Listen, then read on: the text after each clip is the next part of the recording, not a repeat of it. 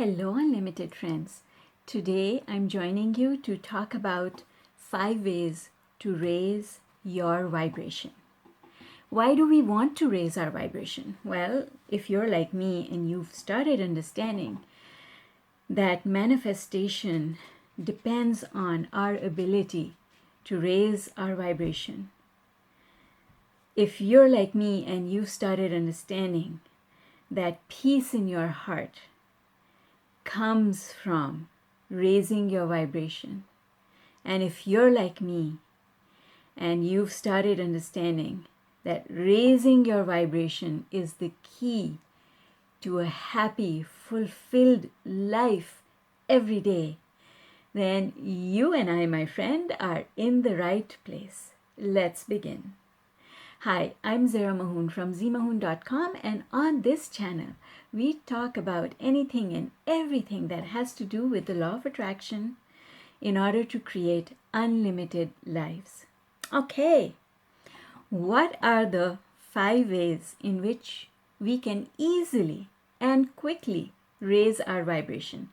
All right, I'm going to share the 5 with you one by one, so please stay with me till I'm done. All right, the first one is something that I have borrowed from Abraham Hicks, and that is the concept of pre-paving. If you pre-pave every segment of your time, you raise your vibration before stepping into that segment of time. For example, if you pre-pave being on the road by saying things like, I want to get there on time. I want to enjoy my trip there. I want this to be fun and easy. That's pre-paving. It's laying your vibrational intention. That's what pre-paving is all about. And if you pre-pave every segment, for example, if you're going to have a phone conversation with someone, you see the caller ID, you know who's calling, and you just pick up the phone, say hello, and just tell them to hold for 30 seconds. And in those 30 seconds, if you could close your eyes and just pre-pave having a fantastic conversation, having a meeting that is satisfying to the other person as well as yourself, that's laying your vibrational intention. It's like vibrational goal setting. And vibrational goal setting makes everything easy because then you stay on track. It reminds you to stay on track with the goal that you've set up. So that's pre-paving. The most effective pre-paving is pre-paving your whole day. And I have been pre-paving my whole day, who knows, for many, many years now. And in the book Unlimited, which is a 40-day workbook to help us work through understanding and making law of attraction our habit, I love the pre-paving that I wrote in this book. This is the pre-paving that I like using in the morning, and it sets up my whole day. Dear God, thank you for a brand new opportunity to enjoy life. I want my day to unfold with ease. I want good things to come my way. I want to remember to appreciate people, places, and things. I want to be good to myself and others. I want to end this day feeling happy and satisfied. And I want to remember at all times that all things are possible. There is also a nighttime pre-paving in this book and a lot more information on many different concepts. So I'm going to set this aside and keep going. So pre-paving is really, really important. And if I could tell you that there was one thing that changed my life overnight, almost in a very short space of time, I can tell you that pre-paving is that one tool. All right, next. The next one up, number 2, is meditation. Yes, folks, meditation is a very powerful tool. And the reason meditation is powerful is because it helps you jump up the emotional scale without having to do the thinking work that it takes, the self-talk that it takes to go up the emotional scale. Meditation helps you jump. So it doesn't matter what beliefs you have that are holding you back. When you meditate in those 15 or 20 minutes, those negative beliefs are not active, and because those negative beliefs are not active, they are not pulling you backwards. So source in those moments has the opportunity to pull you forward towards what you want. So meditation absolutely is a fantastic thing to do. You only need 15 or 20 minutes of meditation every day.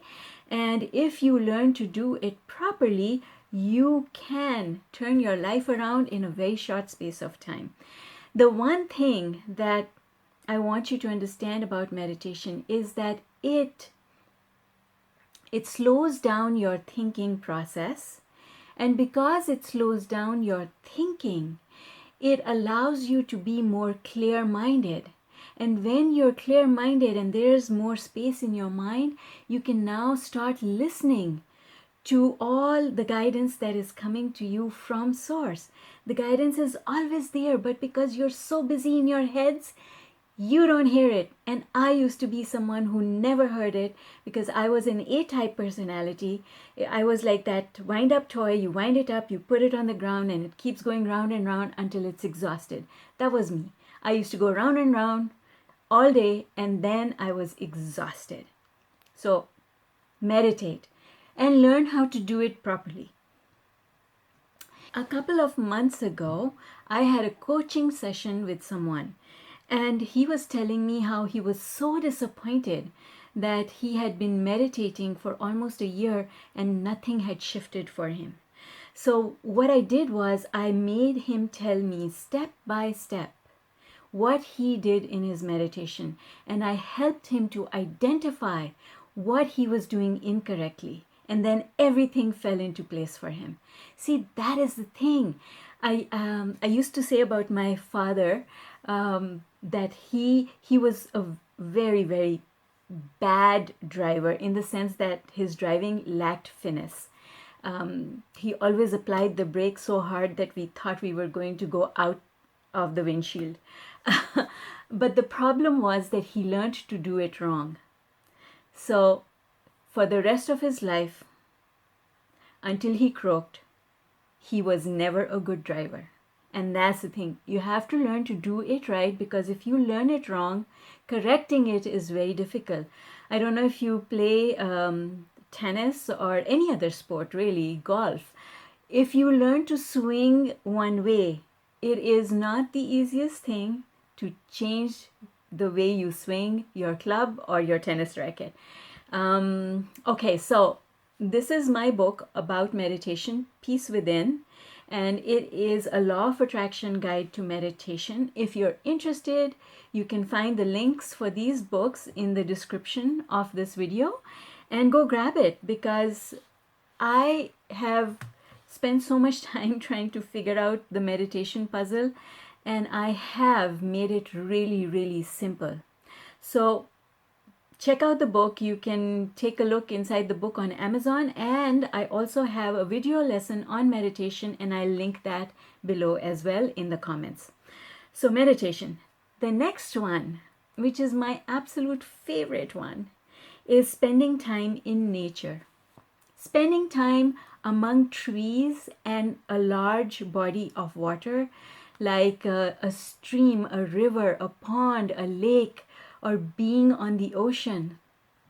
You know why this is really important? Not only does it make you appreciate, not only does it make you see things that are beautiful, so you can appreciate what you're seeing with your eyes. The thing that is most important about nature is that nature is vibrating at a very high level over here. Right up here. Nature is vibrating right up here.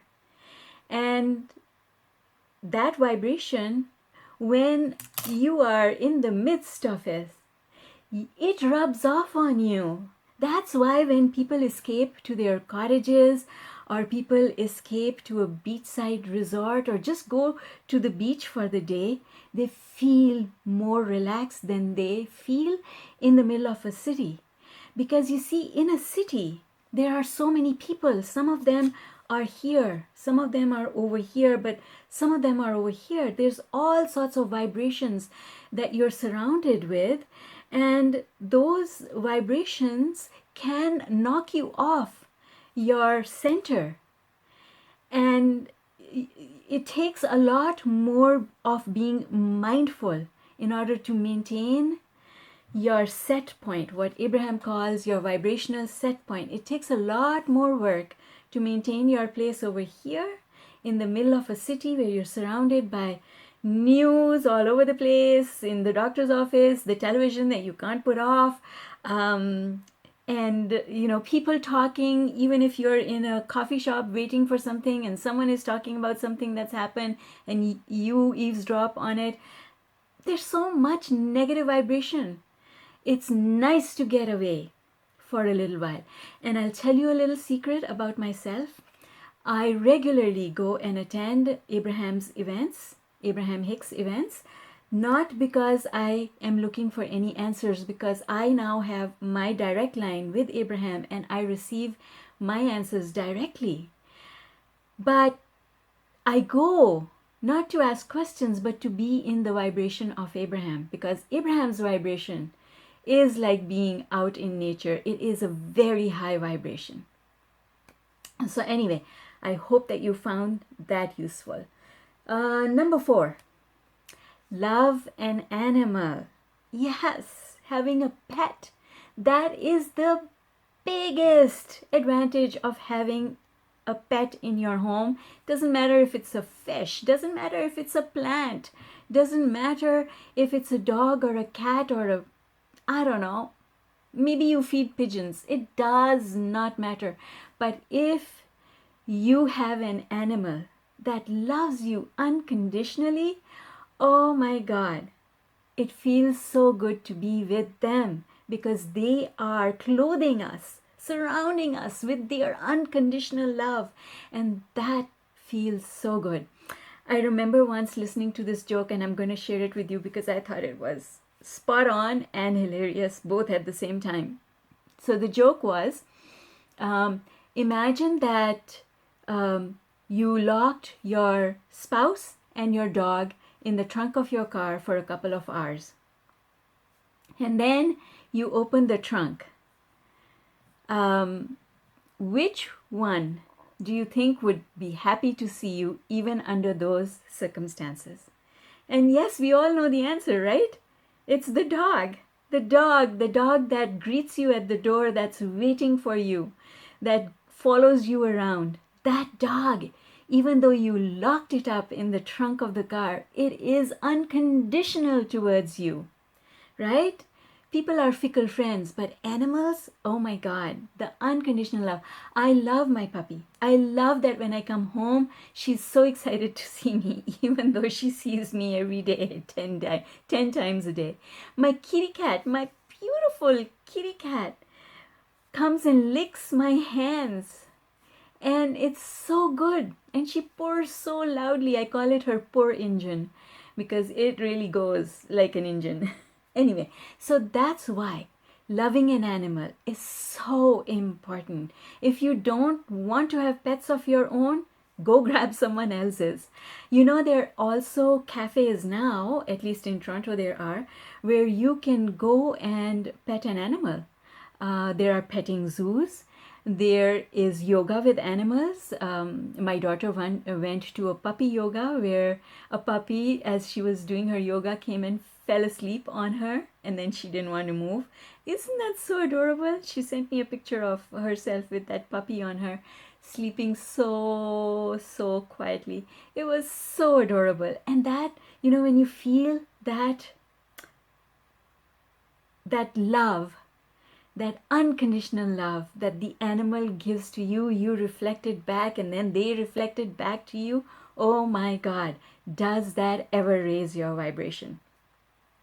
All right, last one on my list, number 5, is something that I have created that I teach those people who follow me in my Facebook groups and sign up for coaching sessions or are part of any of my courses, is the concept of a thought anchor.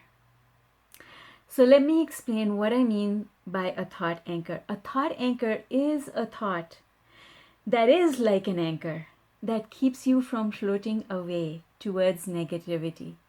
Your thought anchor brings you back to your center.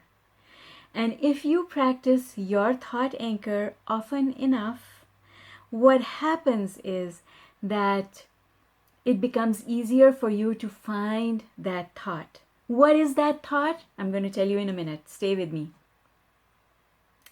First, comment below, thought anchor, so I know that you're paying attention here.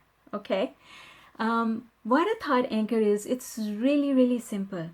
It is based on the paradigm of the 6 thinking choices. And if you want to find out more about the 6 thinking choices, I have done a video on them and I'll link that below. But basically, we have 6 thinking choices in any moment in time. We can go past negative or past positive. We can go now negative or now positive. And we can go future negative or future positive.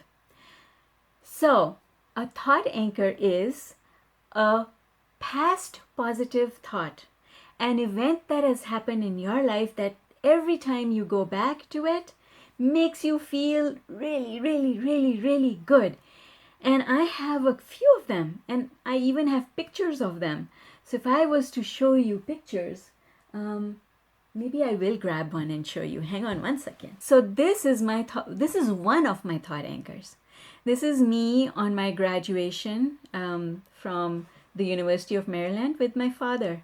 And that look on his face, he was so proud of me. He was jumping up and down for joy.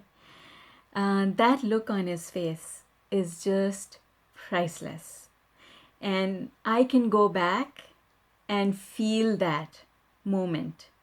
And every time I go back and feel that moment, it makes me happy. And just now it's giving me goosebumps, which really make me happy.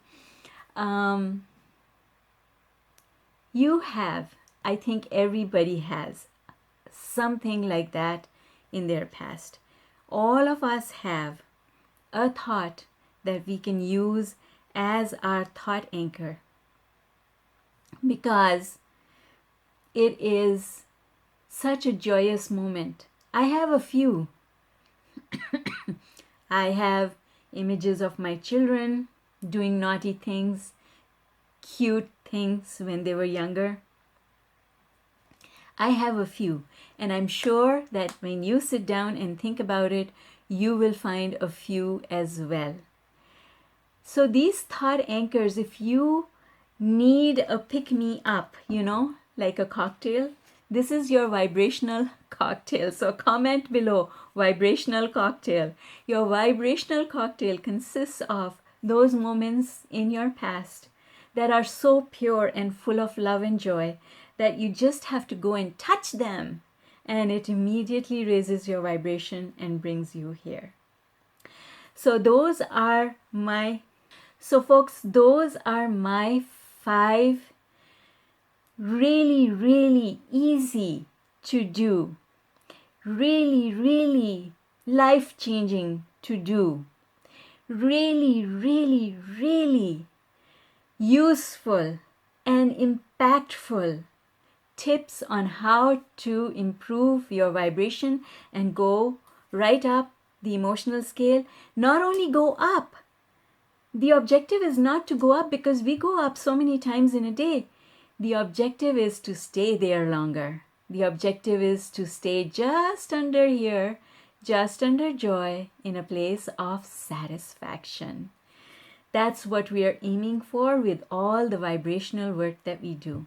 We want to stay what I divide the scale into half right here. I call this the worry line. And the objective is to stay here above the worry line, which is where the vortex is. We want to stay in our vortex, and we do that, and you can do that really easily if you use these 5 tips that I shared with you.